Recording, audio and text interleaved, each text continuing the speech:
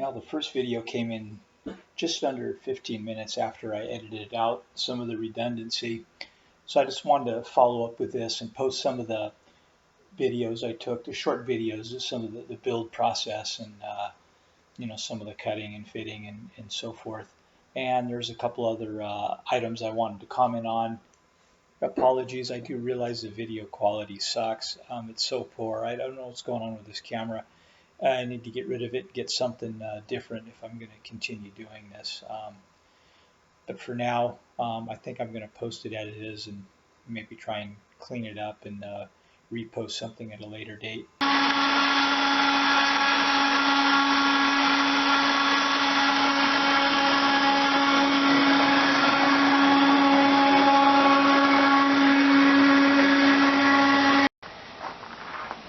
So what I did for this panel cutout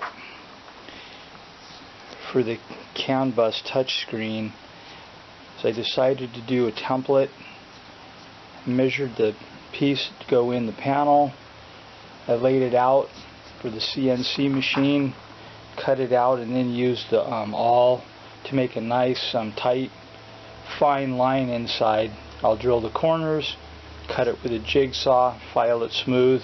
Hopefully the piece will drop right in. It might be a little bit hard to see, but I just wanted to take a shot of the final result. I scratched it with the awl. It's a pretty nice clean tight line. So if I can cut that clean with a jigsaw, stay tight, I'll have very little hand filing to do. That's the idea anyways.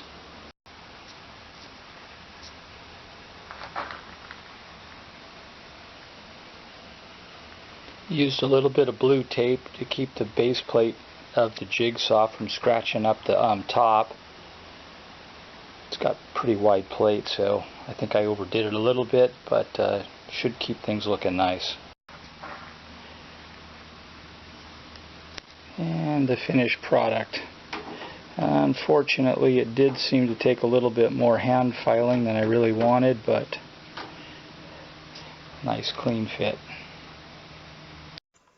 This next short video clip is a CNC machine cutting out a piece of PCB. It's a template that I used to line up the corner holes for the PCB standoffs for the balancer board that you saw in the previous video.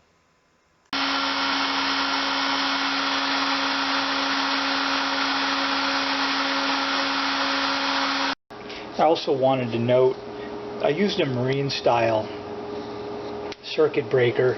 I think it's a little bit cleaner, although on second thought, because this contactor is always under power, it's not a lot, but when you do the math, it's actually a couple kilowatt hours a month.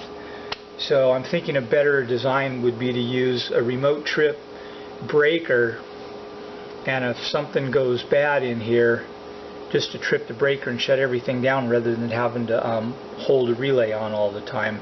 Again, it's a small parasitic load, but again, it is parasitic, so probably better to get rid of it. The problem with a remote trip breaker, of course, is you have to be here to reset it. This BMS has two modes, stationary and mobile. In the stationary mode, if you get a low or high voltage or overcurrent situation, it will drop out the battery by opening the contactor, but when everything comes back to normal, it will cut back in automatically, so that is an advantage, although you still have the parasitic load. So I guess it depends on your situation. For now, I'm going to live with this.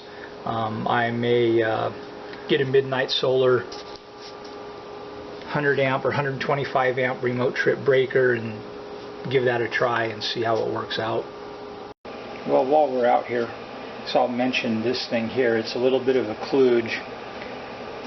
I wanted a backup 48 volt charger, and I noticed they were fairly expensive. So I took this Schneider PWM device. It's just over $100. It's really designed for being a solar charge controller, but I just got a NEMA 1 cabinet and put a transformer in it and some filter capacitors and a full wave rectifier. kind of made my own charger that I can just plug right in. Spoof the charge controller into thinking they're solar panels just by giving it a DC feed from utility power.